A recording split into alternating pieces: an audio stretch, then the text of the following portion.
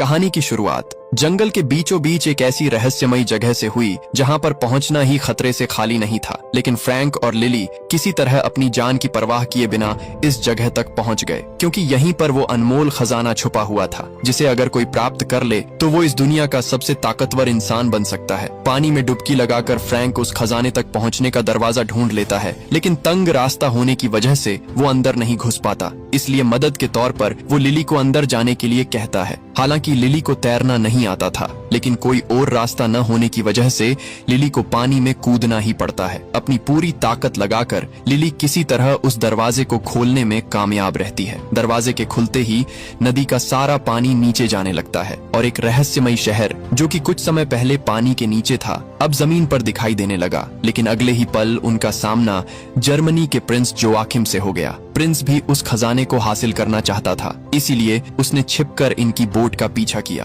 क्योंकि खजाने की एक पंखुड़ी से हर बीमारी का इलाज और किसी भी प्रकार के श्राप को तोड़ा जा सकता था।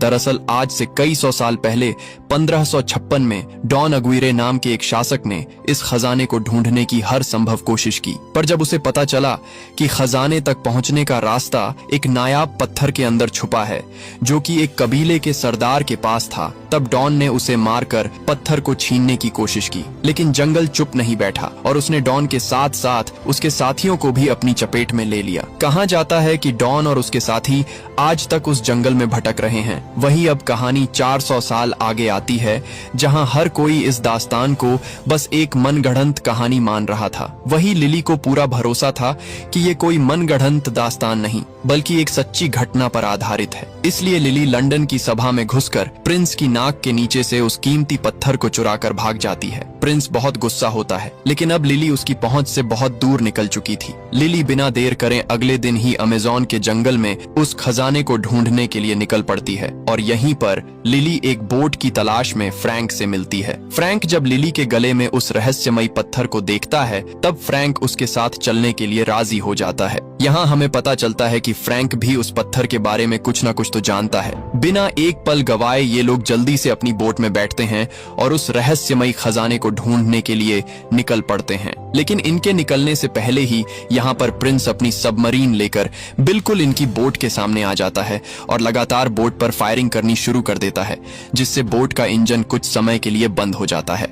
फ्रैंक मैकग्रेगर को बोट संभालने के लिए कहकर खुद नीचे उतर जाता है और एक रस्सी की मदद से बोट को तेजी से घुमाकर दूसरी तरफ कर देता है, अपनी सीमा से दूर जाते देख। प्रिंस उन पर टारपीडो छोड़ देता है। फ्रैंक समझ जाता है कि बोट टारपीडो से तेज नहीं भाग सकती, इसलिए वो बोट को एक घर के ऊपर चढ़ा देता है, जिससे टारपीडो नीचे से होकर सामने जा टकराता है। फ्रैंक और उसके साथी सही सलामत यहाँ से निकल जाते हैं, जबकि प्रिंस की सबमरीन बुरी तरह किनारे से टकरा जाती है।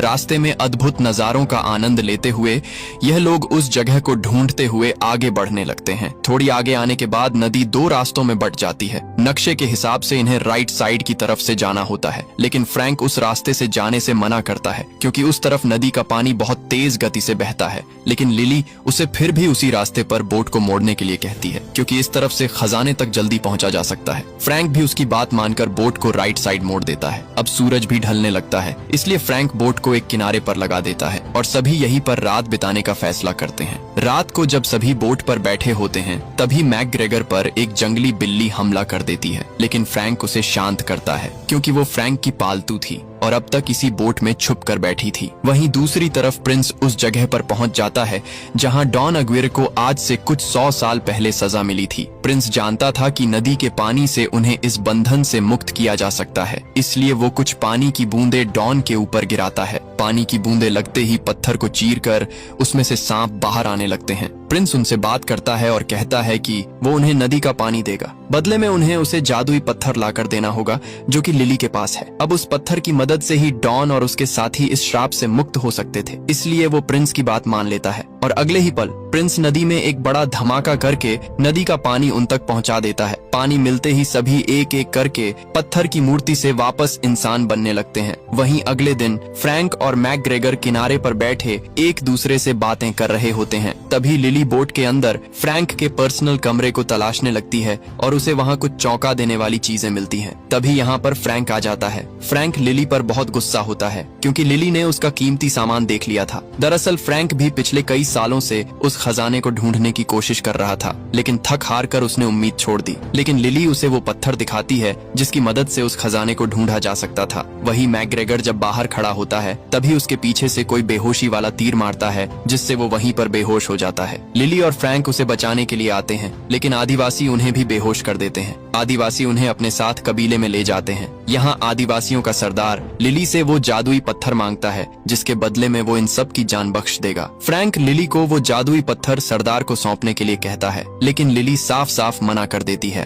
और अगले ही पल लिली अपने हाथों की रस्सी काटकर आदिवासियों से लड़ने लगती है। और तभी सरदार लिली के सामने आता है और हंसते हुए अपना मास्क उतारकर फ्रैंक से कहता है कि बस अब ये नाटक और नहीं हो सकता। मतलब ये सभी कबीले वाले लोग फ्रैंक को पहले से ही जानते थे और इनको अगवा करने का प्लान भी फ्रैंक का ही था, क्योंकि वो लिली को डराकर उससे वो जादुई पत्थर हासिल करना चाहता था। लिली फ्रैंक की इस धोखाधड़ी पर बहुत गुस्सा हो जाती है और उसे एक जोरदार थप्पड़ मारती है। इसके बाद लिली कबीले की सरदार को वो पत्थर दिखाकर खजाने का रास्ता पूछती है। सरदार कुछ अजीब से मंत्र पढ़ती है और लिली को रास्ता पता चल जाता है जहाँ पर वो खजाना मिलेगा। सरदार एक जरूरी बात बताती है कि खजाना सिर्फ तब तक ही रहेगा जब तक चांद की रोशनी उस पर पड़ती रहेगी। अब खजाने का पता लगते ही लिली बिना एक पल गवाए निकलने की तैयारी करने लगती है, लेकिन वो फ्रैंक को अपने साथ नहीं लेकर जाना चाहती थी क्योंकि उसे अब फ्रैंक पर भरोसा नहीं रहा। अब तक डॉन और उसके साथी भी यहाँ पर पहुँच जाते हैं। फ्रैंक जल्दी से लिली को अभी निकलने के लिए कहता है और तभी इनके रास्ते में डॉन आ जाता है। अब यहाँ पर सभी लिली के पीछे पड़ जाते हैं क्योंकि उसके पास ही वो जादुई पत्थर था जिसे डॉन हासिल करना चाहता था। लेकिन फ्रैंक लिली को हर मुसीबत से बचाता हुआ बाहर निकलने की कोशिश करता है। तभी डॉन का एक साथी लिली को पकड़कर उससे वो पत्थर छीन लेता है और डॉन को पकड़ा देता है। डॉन पत्थर को लेकर यहाँ से निकलने ही लगता है कि तभी फ्रैंक उसके रास्ते में आ जाता है। फ्रैंक बार बार सांप के मुंह से पत्थर को छीनने की कोशिश करता है, लेकिन डॉन तलवार लेकर फ्रैंक के आर पार कर देता है।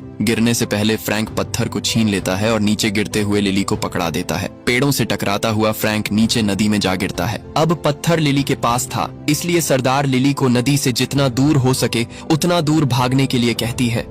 लेकिन डॉन और उसके साथी लिली का पीछा नहीं छोड़ते और जैसे ही डॉन लिली से वो पत्थर लेने वाला होता है तभी नदी उन्हें अपनी तरफ खींच लेती है। यहाँ हमें पता चलता है कि श्राप की वजह से डॉन या उसके साथी नदी से दूर नहीं जा सकते, क्योंकि नदी ही उनके लिए जीवित रहने का एकमात्र जरिया है। इसलिए डॉन प्रिंस को लिली की लोकेशन बताने के लिए कहता है, समझ गए ना, युवराज को खबर दो। क्योंकि जमीन पर प्रिंस ही अकेला ऐसा बंदा है जो लिली तक पहुंच सकता है। वहीं अब सुबह भी हो जाती है और लिली अपने साथियों को ढूंढती हुई आगे बढ़ रही होती है। तभी उसे रास्ते में फ्रैंक मिलता है, लेकिन हैरानी की बात ये थी कि तलवार दिल के आर पार होने के बावजूद भी फ्रैंक अभी तक जिंदा था। अब यहाँ पर फ्रैंक सबको अपनी असली सच्चाई बताता है। फ्रैंक बताता है कि वो और डॉन दोनों सौतेले भाई थे। एक दिन डॉन की बेटी की तबीयत अचानक से बहुत खराब हो गई। उसका इलाज सिर्फ चंद्र वृक्ष की पंखुड़ी यानी उसी खजाने से ही किया जा सकता था। इसलिए डॉन फ्रैंक और अपने साथियों के साथ उस पेड़ को खोजने के लिए निकल पड़ा,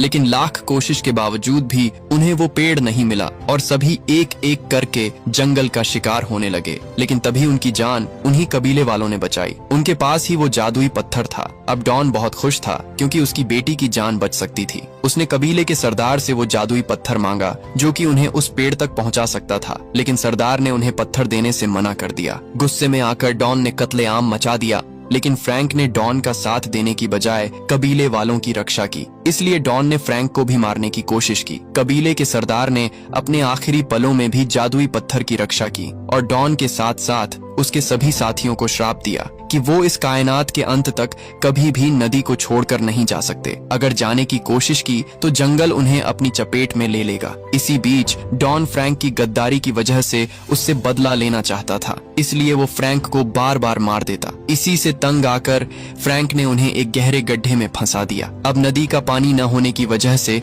वो पत्थर की मूर्तियां बन गए और कई 100 साल बाद प्रिंस ने उन्हें नदी का पानी देकर वापस से आजाद कर दिया। गया। अब फ्रैंक की सच्चाई सबके सामने आ जाती है। इसके बाद लिली फ्रैंक के शरीर से उस तलवार को बाहर निकालती है। अब मैकग्रेगर के पैर में गहरी चोट लगे होने की वजह से लिली उसे कबीले वालों के पास रुकने के लिए कहती है और खुद फ्रैंक के साथ उस खजाने को पाने के लिए निकल पड़ती है। वहीं प्रिंस को भी अब उनकी लोकेशन का पता चल जाता है, लेकिन प्रिंस के वहां तक पहुंचने से पहले ही लिली वहां से निकल चुकी थी। लेकिन प्रिंस लिली के भाई मैकग्रेगर को पकड़ लेता है और जबरदस्ती उससे लिली का पता उगलवा लेता है। वहीं दूसरी तरफ फ्रैंक और लिली दोनों उस रहस्यमयी जगह पर पहुंच जाते हैं जहां पर वो जादुई पेड़ मौजूद था। लिली बिना एक पल गवाए पानी में डुबकी लगाकर उस पेड़ तक पहुंचने का दरवाजा खोल देती है और अगले ही पल सारा पानी नीचे जाने लगता है और एक अद्भुत जगह पानी के ऊपर आ जाती है। इससे पहले कि ये दोनों अंदर जा पाए, यहाँ पर प्रिंस लिली के भाई मैकग्रेगर को लेकर पहुंच जाता है। वो सभी को बंदूक की नोक पर लेकर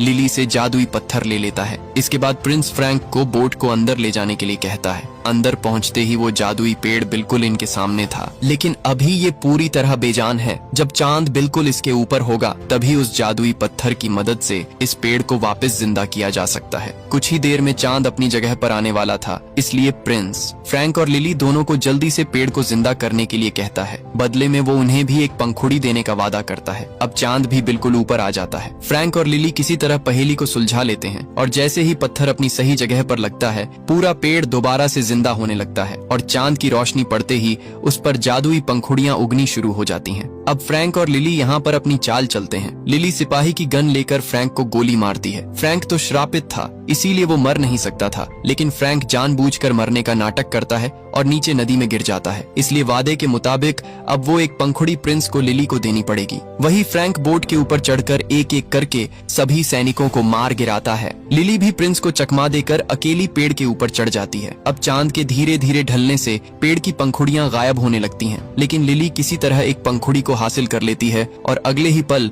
पेड़ की टहनी टूटने की वजह से लिली से वो पंखुड़ी छूट जाती है। लेकिन फ्रैंक अपनी जान की परवाह किए बिना पंखुड़ी को नीचे गिरने से बचा लेता है।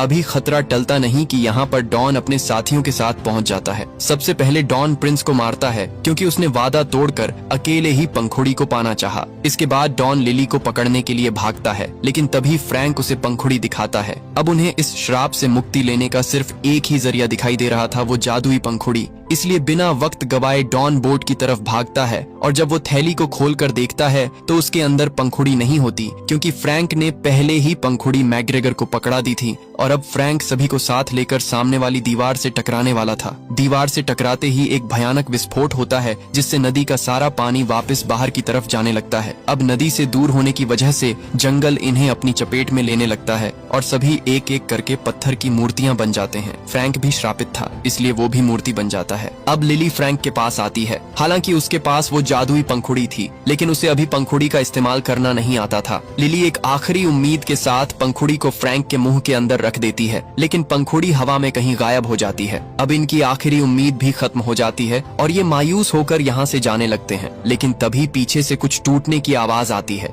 वापस जाकर देखने पर पता चलता है कि पंखुड़ी ने अपना असर दिखा दिया और फ्रैंक अब श्राप से मुक्त हो चुका है। सभी एक दूसरे के गले मिलते हैं और यहीं पर ये कहानी खत्म होती है। दोस्तों, अगर वीडियो अच्छी लगी हुई तो चैनल को सब्सक्राइब कर